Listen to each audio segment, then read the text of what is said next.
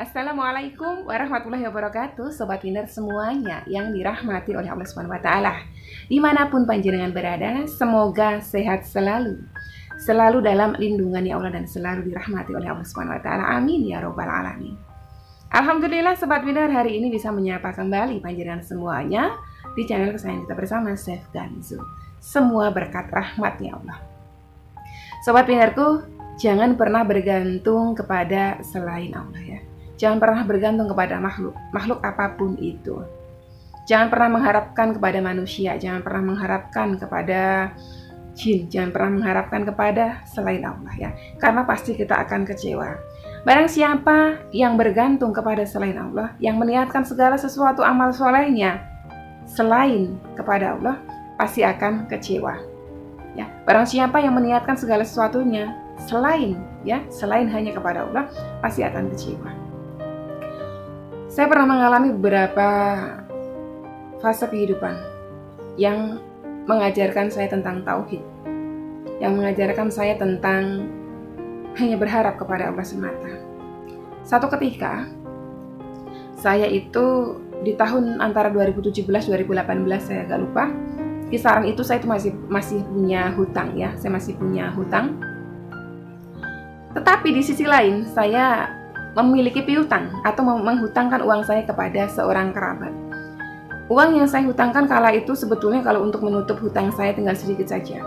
Totalnya Rp21.800.000 ya. Kala itu hutang yang ditutup teman saya adalah 25 juta, jadi kurang sedikit. Tetapi dikarenakan kondisi kerabat saya ini yang tidak memungkinkan untuk saya tagih, jadi saya biarkan. Jadi uang itu ada di kerabat saya itu mungkin sekitar 2-3 tahunan. Bahkan sebelum saya punya hutang. Dari sekitar 2015-an mungkin ya. Satu ketika saya dengar kerabat saya ini dapat rezeki 100 juta rupiah dan dananya akan cair esok hari. Makanya saya berusaha untuk menghubungi beliaunya. Saya kala itu tidak minta semua. Saya kala itu hanya minta sekitar 10 juta saja. Dan di WhatsApp itu beliau jawab, baik, besok saya kasih 10 juta. Sebagai manusia dengan akal yang sangat terbatas ini, saya percaya dengan ucapan beliau. Dan saya yakin sekali bahwa besok uang itu pasti ditransfer ke rekening saya. Karena saya yakin, satu sisi itu uang saya, itu hak saya. Yang kedua, dia sudah menjanjikan. Dan yang ketiga, saya tahu dia punya uang 100 juta. Saya tidak punya pikiran lain. Harapan saya adalah ke saudara itu dan ke uang itu. Di saat itu, saya seolah-olah melupakan Allah Rabb saya. Saya yakin sekali akan dapat uang 10 juta. Karena saking yakinnya, saya didatangi oleh seorang teman yang sedang butuh. Teman ini menyampaikan, Bibin tolong saya kalau ada uang, saya pinjamin saya 2 juta. Saya kembalikan gajian, gitu ya. Dengan PD-nya ya, saya akan mendapatkan uang 10 juta. Saya katakan sama teman saya yang ini, besok saya kasih kamu 2 juta, gitu ya. Tenang aja, tunggu besok, gitu ya. Jadi nanti akan ada 2 orang yang kecewa. Beliau teman saya berharap kepada saya berharap kepada kerabat saya tadi. Qadarullah, sampai besoknya saya tungguin tidak ada uang itu. Saya hubungin nggak dibalas, nggak direspon. Besoknya lagi saya hubungin pun nggak direspon. Besoknya lagi pun nggak direspon. Sampai akhirnya ketika direspon itu dikatakan uangnya udah habis. Dan qadarullah, di belakang-belakang itu akhirnya saya tahu uang 10 juta yang harusnya dijanjikan untuk saya itu malah dibelikan sapi. Seekor sapi. Ya, saya lihat sendiri itu sapinya ada di rumahnya dan qadarullah sapi itu sekarang udah hilang. Ya. Jadi di sini pelajarannya adalah jangan pernah bergantung kepada makhluk. Saya di video lama saya tahun 2019 saya pernah bercerita tentang bergantung kepada makhluk. Saya tuh kecewa beberapa kali ya. Hitungannya yang paling kecewa berat adalah 2 kali. Yang pertama yang dulu teman saya yang juga sama, kalau saya terlilit hutang, dia janjikan akan bantu saya ya kan, akan membantu saya untuk meminjamkan ini, tapi ternyata tanpa pengetahuan saya dibatalkan secara sepihak. Apa pelajarannya di sini? Pelajarannya di sini adalah jangan pernah bergantung kepada selain Allah. Bergantunglah hanya kepada Allah semata. Kalaupun jangan dijanjikan oleh manusia uang, sejumlah uang atau apapun itu, ya, tetap kembalikanlah segala sesuatunya kepada Allah. Manusia itu bisa ingkar janji, tapi Allah tidak. Jadi jangan pernah bergantung kepada selain Allah, karena nanti pasti kecewa, tidak mungkin tidak kecewa, pasti dibuat kecewa. Itulah kenapa kalau jenengan semuanya mengamalkan segala amal soleh termasuk sholawat, ya, tapi niat hati jenengan lebih condong kepada duniawi, pasti akan kecewa dan nggak akan mendapatkan itu, ya, nggak akan mendapatkan itu. Karena barang siapa yang meniatkan segala amal solehnya untuk tujuan duniawi, Allah akan cerai-beraikan dunia tersebut, ya. Justru akan kecewa, tidak akan mendapatkan dunianya.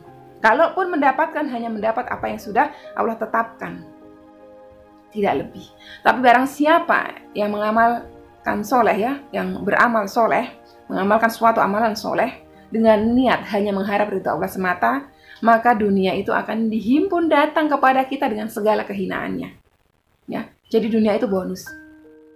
Jadi intinya kalau beramal soleh apapun, mau sholawat, sedekah, ya kan, mau zakat, mau apapun itu, niatnya satu, hanya mengharap ridha Allah saja.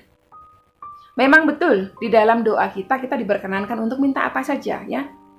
Ketika berdoa, berdoalah minta apapun yang jadi hajat jenengan. Tapi ketika beramal soleh, ya, niat awalnya satu, mengharap ridha Allah. Saya nggak ada niatan lain, saya hanya mengharapkan ridha Allah.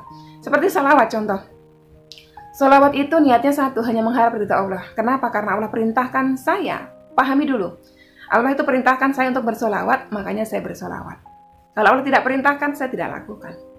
Allah larang, saya tidak akan lakukan. Contoh riba, Allah larang, jangan lakukan.